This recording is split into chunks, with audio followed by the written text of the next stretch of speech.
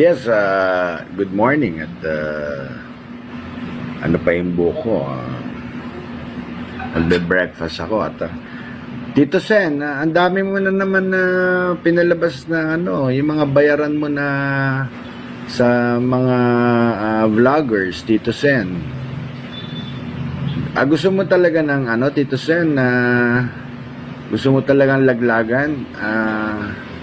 Gusto mo i-reveal ko na mula 2013 kung sino po yung kabit nyo, Tito Sen?